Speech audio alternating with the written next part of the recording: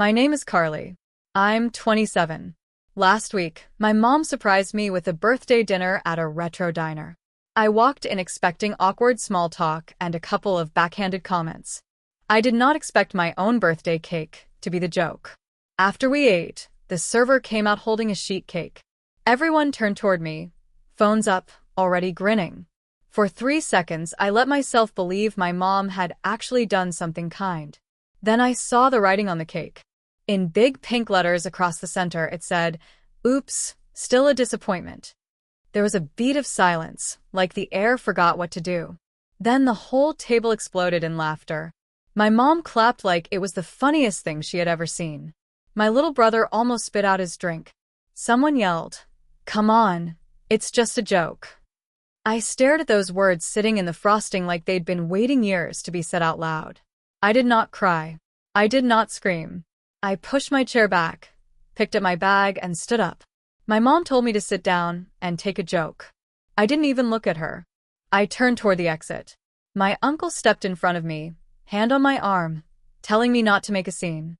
I leaned in like I was about to apologize and whispered one sentence in his ear. 2 days later, my entire family was in full-blown panic, and none of it was about the cake. If you're into messy family drama and quiet revenge that hits where it really hurts, you can stick around, hit like, and subscribe so you don't miss how this all unfolds. The diner looked like a set from an old movie. Red vinyl booths, chrome edges, neon script buzzing over the counter. I walked in with that familiar weight in my chest, the kind that came whenever my family staged a nice gesture, and I was expected to play along. My mom, Sharon, had claimed a corner booth as if she were headlining a show. She sat with perfect posture, fingers around a sweating glass, eyes tracking me the way someone checks a receipt for mistakes. My dad, Gregory, sat beside her with his shoulders drawn in, wearing the resigned look of a man who planned to let the evening pass without stepping in.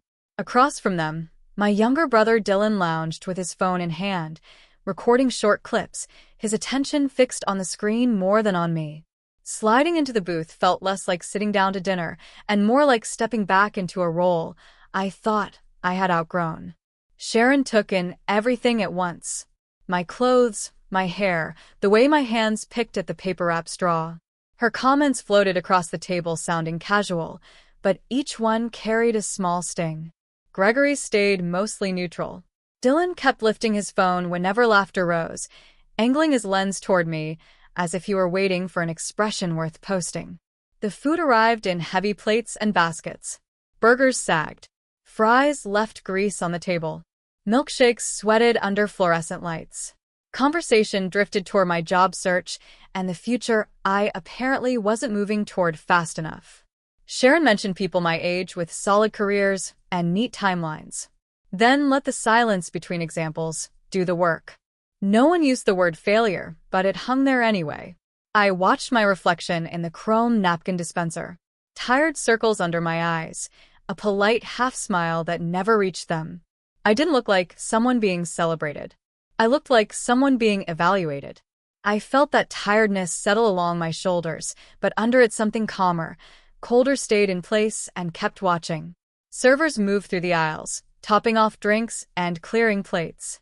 Sharon seemed to grow brighter as the table emptied, as if the performance were building toward a final act. She glanced toward the counter more than once, and each glance tightened something in my chest. When most of the plates were pushed aside and the noise in the diner had fallen into a low hum, I saw the server nod toward our booth and vanish behind a swinging door. Dylan straightened, phone ready. Gregory rubbed his palms on his jeans, expectant. I sat very still, feeling the air around us change in a way the lights didn't explain.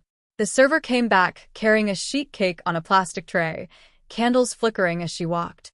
Conversations at nearby tables dipped as people turned to look. The cake landed in front of me, frosting wobbling around the edges. For a moment, I let myself hope the message would be harmless, something bland and forgettable. Then I read what they had chosen to have written above my name. The reaction was instant and loud, a burst of laughter that wiped out whatever the jukebox was playing. Sharon pressed her hand to her chest in delight. Dylan lifted his phone higher to catch every second. Gregory watched me with the cautious interest of someone waiting to see if a glass will shatter. Sitting there under cheap neon with that message staring back at me from the icing, I understood I wasn't misreading them or overreacting. This wasn't a slip or a joke that went too far. It was how they wanted to define me, paid for and presented on a plastic tray. A few months before that birthday, I spent a Saturday back at my parents' house doing what they called a quick favor.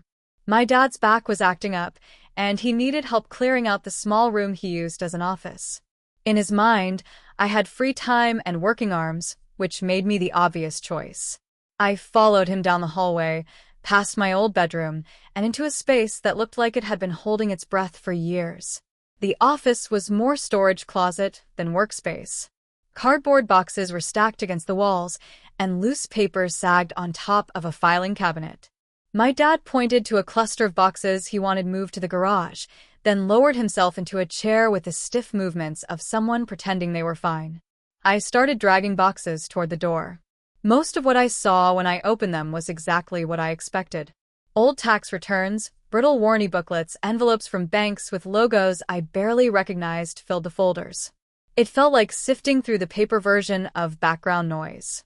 All the boring proof that a family had kept existing year after year. I kept working until I reached a heavier box pressed into the corner. Inside, the folders were lined up in neat rows, each one labeled in my dad's careful handwriting. Near the back, one folder stood out. The cover was cream instead of manila, the corners rounded from being handled. My name was written across the front in blue ink, and under it in smaller letters was the word education. For a moment, I just held it and listened to my heartbeat pick up. Then, curiosity won. The first pages were forms from an investment company. My grandfather, Donald, was listed as the person who opened the account. His slow, shaky signature at the bottom of the document, exactly the way I remembered it from birthday cards. The description was simple. Money set aside for my college expenses. The early account statements showed regular deposits going in on a schedule, small amounts at first, then larger ones as the pages flipped forward. The balance climbed line by line, a quiet record of someone building a safety net under the version of me they hoped would exist someday. For a second, I could almost see that imaginary future, the one where I walked onto campus without a knot of panic about how to pay for it. Halfway through the stack, the rhythm broke. Deposit stopped.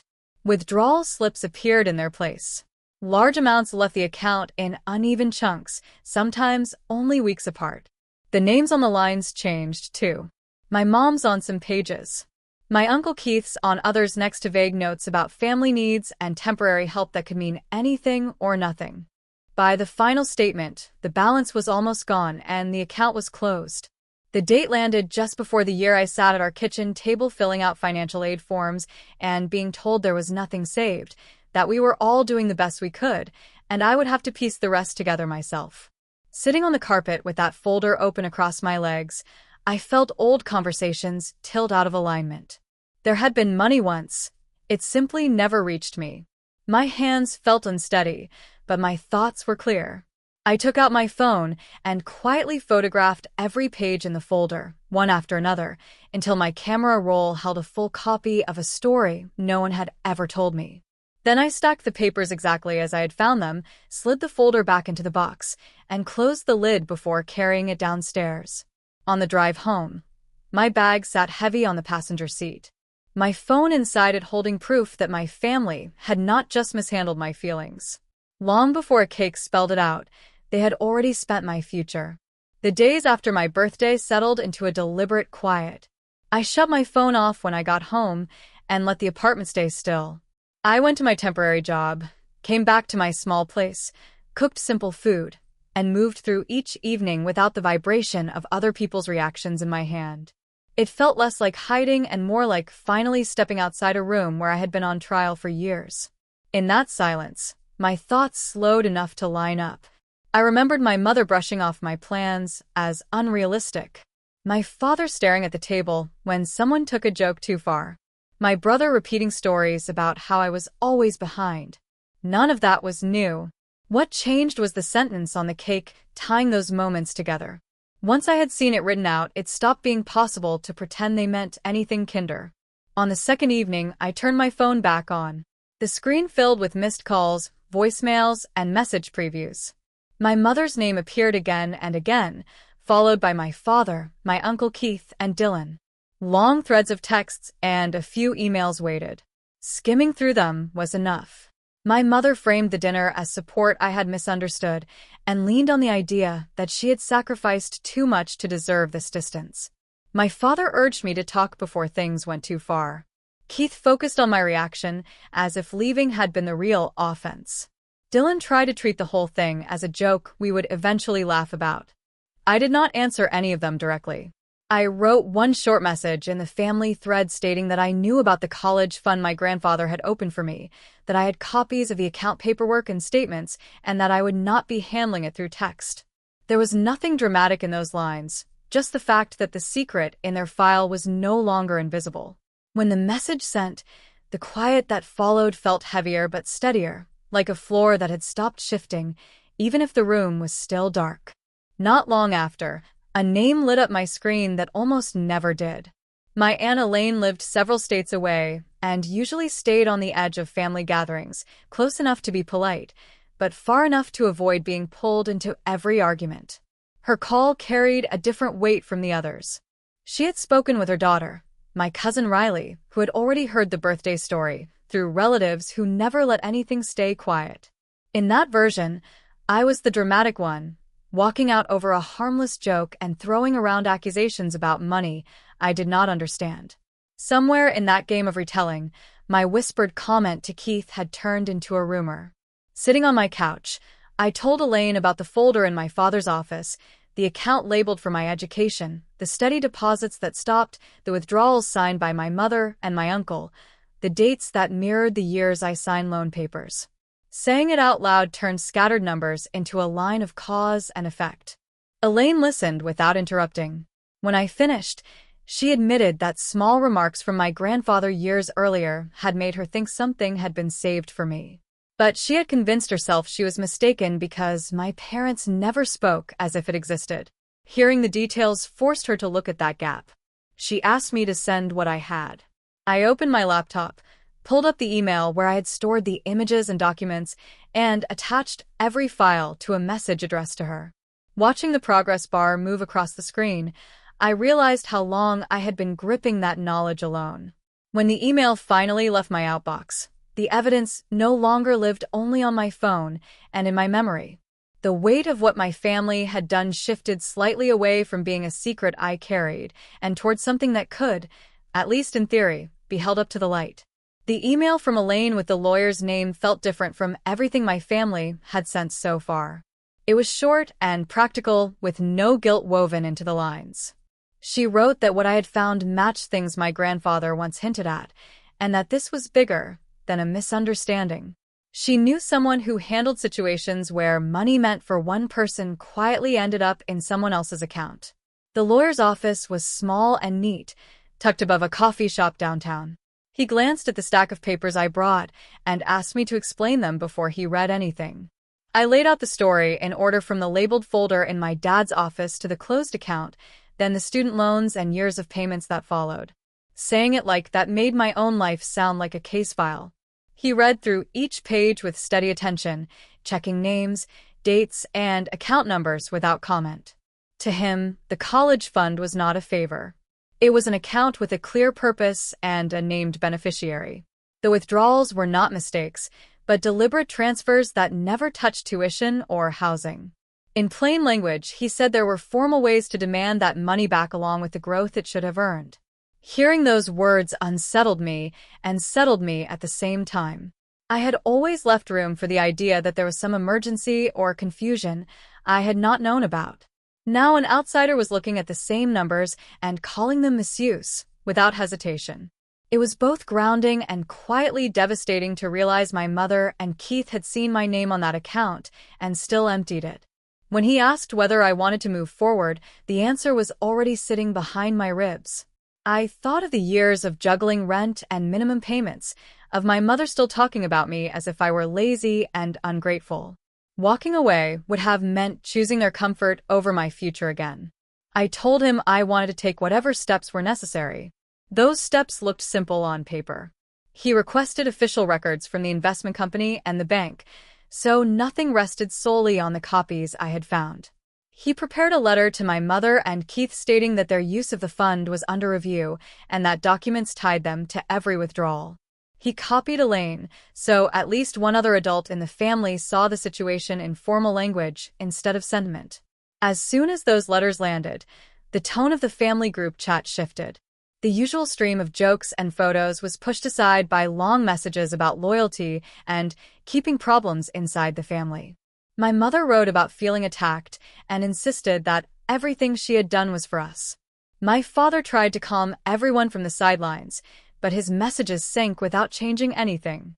Dylan added vague comments about drama that did not use my name, but clearly pointed at me. In the middle of that noise, my cousin Riley started asking questions. She wanted to know when the account had been opened, who had access to it, and why I had never been told it existed while I signed loan papers. She did not attach the document she had seen, but every question hinted that there was more evidence than my parents were admitting. No one answered her directly. They dodged, shifted the subject, and circled back to my attitude instead of the money.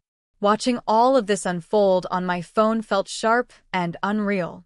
For years, whenever I challenged the way my family treated me, it turned into a lecture about how sensitive I was. Now, someone else in the same thread was tracing the same cracks without apologizing. While the chat kept spinning, the lawyer sent a brief update confirming that the official statements matched my copies and that we had enough to demand repayment. It did not erase my debt, but it shifted where the weight of the story sat. For once, I was not the only one holding it. The next turning point showed up at my door, not in my notifications. It was a slow, careful knock on a weeknight when the building was already quiet, and my brain was somewhere between exhausted and numb.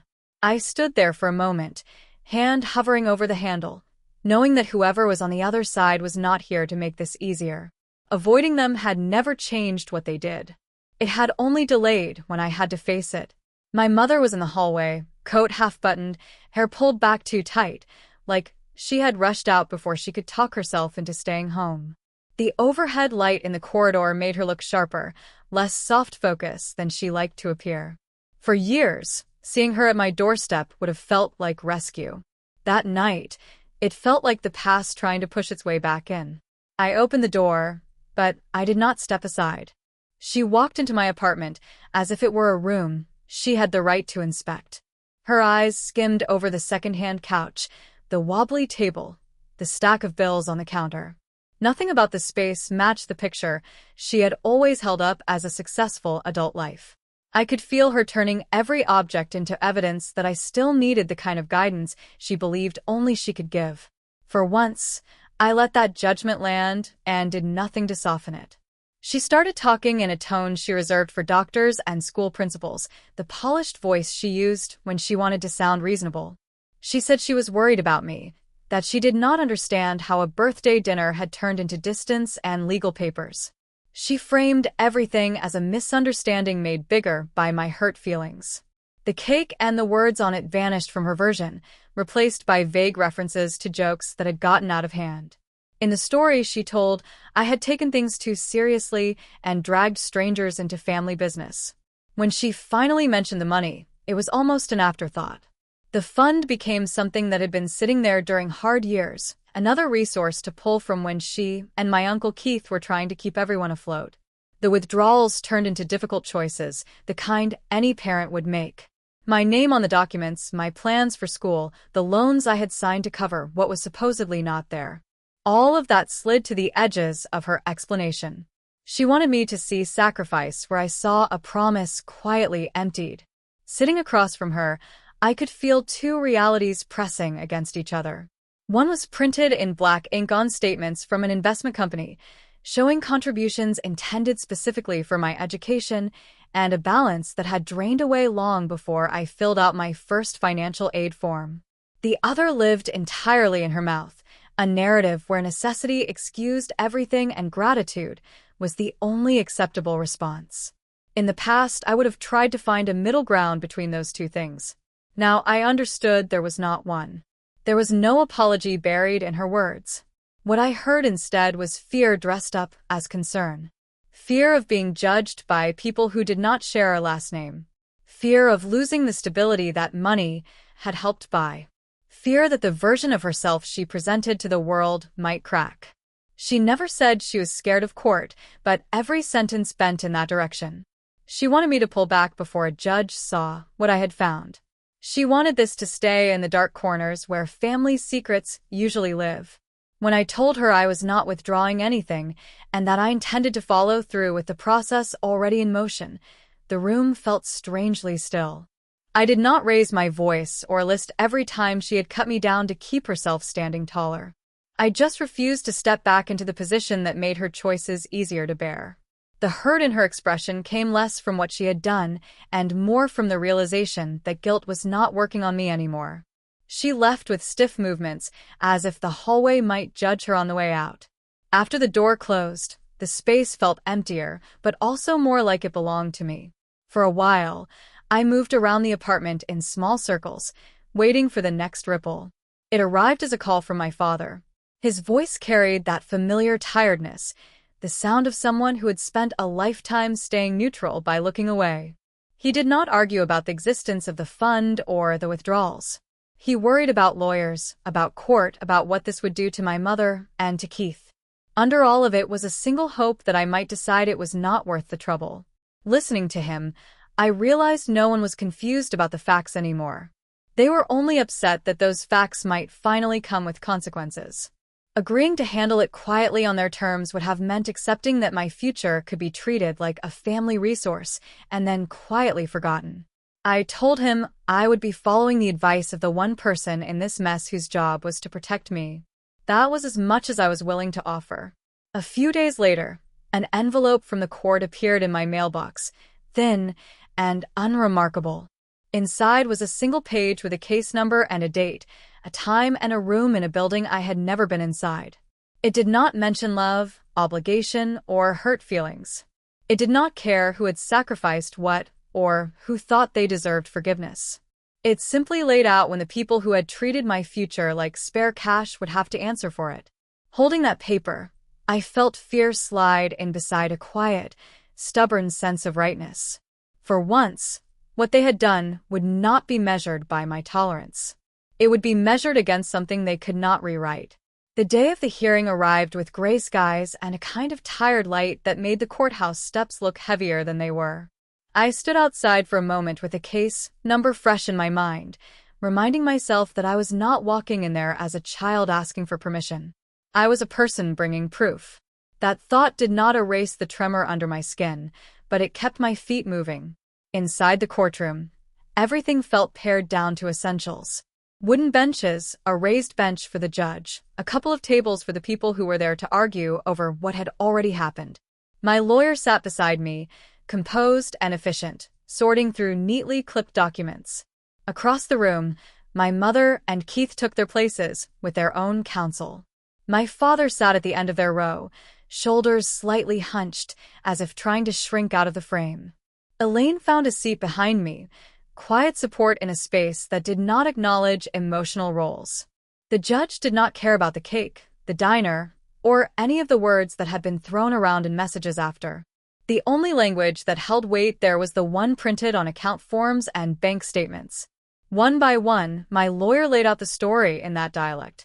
He showed the paperwork my grandfather had signed establishing the fund, the designation that named me as the person the money was meant to help, the years of steady contributions, and then the sharp turn where deposits ended and withdrawals began. Each page showed the same pattern. The signatures at the bottom belonged to my mother and my uncle. The funds moved into their accounts with vague labels that never touched tuition offices or housing bills in my name. The official records from the investment company matched the copies I had taken from my father's office. There was no missing document, no hidden clause that said they could convert that money into a general family pool when it pleased them. On paper, it was straightforward. Money set aside for one purpose had been diverted elsewhere. Their side leaned hard on context. There were mentions of difficult years, unexpected expenses, pressure to keep a roof over all of our heads. They tried to paint the account as a tool they had to use, not something they had chosen to raid. The story suggested that any parent in their position would have done the same, and that love should outweigh the technicalities printed on institutional letterhead. None of that changed the numbers. The judge listened without much visible reaction, then returned again to the documents and the language written there. What mattered in that room was not how my mother felt about her sacrifices or how Keith framed his struggles. It was the clear record that funds intended for my education had been spent without my knowledge and without any attempt to replace them. The judge's decision was presented calmly, almost clinically. The account balance at the time of closure was calculated. Growth that should have accrued over the years was added, and a total figure was set. They were ordered to repay that amount on a schedule with the understanding that if they failed, the court could place claims against their assets to collect it. Hearing it laid out like that should have felt triumphant. Instead, it landed with a heavy, quiet finality. This was not a windfall. It was a delayed attempt to restore something that should have been there from the beginning. The court did not address the years of loan payments, the interest I had already paid, or the emotional cost of realizing that the people who called themselves my safety net had cut it and walked away. Those parts were mine to carry and to work through elsewhere. In the weeks after the ruling, the fallout rippled through the family in waves. My mother's house, once a place she used as a stage to showcase control, became a location whispered about in terms of appraisals and refinancing. Keith's name began to surface in conversations about damaged credit and forced sales instead of easy confidence and borrowed money. Relatives who had previously laughed along with their jokes started keeping a little more distance, not because they suddenly saw me differently, but because they were uncomfortable with how close those consequences had landed. My mother tried one more time to reach me, not in the hallway of my building this time, but through a letter that arrived in a thick envelope. The handwriting on the front was familiar, looping and careful. Inside, she constructed a version of events where history, necessity, and motherhood blurred into one long justification. The apology, if it was there at all, was woven so tightly into self-defense that it disappeared. I read the first few lines, felt the old pull toward making her comfortable, and then folded the pages back into themselves. The letter went into the trash, not out of anger in that moment, but because I finally accepted that I did not have to keep every story she tried to hand me. I did not call her. I did not visit. I did not show up to help sort through whatever she might have to sell to meet the repayment orders. Cutting contact was not a gesture meant to punish her. It was a boundary that should have existed long before a judge ever spoke her name. My connection to Keith disappeared just as completely. There were no dramatic confrontations, no final speeches in parking lots or hospitals. Just a slow, deliberate decision not to step back into rooms where being related was used as an excuse to ignore harm. Life after that did not suddenly become easy. My loans did not evaporate. I still had to work, to hunt for better pay, to figure out what I wanted my future to look like now that it was not tethered to their approval. I started therapy and walked through years of patterns. Not because a court told me to, but because I wanted to stop living like I was always one wrong move away from being labeled the disappointment again. Bit by bit, the idea that I was only valuable when I absorbed everyone else's choices started to loosen. If there is anything useful in this story for anyone watching, it is not that the legal system fixed everything or that standing up for yourself always ends with a clean victory. The truth is more complicated. Documents and judges can address money and orders, but they cannot make someone into the parent you needed them to be. What they can do is draw a line that says, your future is not a community fund for other people's emergencies, no matter whose last name you share. The real shift happened when I stopped waiting for my family to recognize my worth and started acting like it existed, whether they saw it or not. That meant accepting that love without respect is not enough. That joke's revealing what someone truly thinks are not harmless, and that sometimes the only way to keep from being used up is to step away completely. I used to think protecting my family meant keeping quiet and forgiving quickly. Now I understand that the only person I was really protecting by staying silent was the one who wrote "still a disappointment" on a cake and expected me to swallow it with a smile.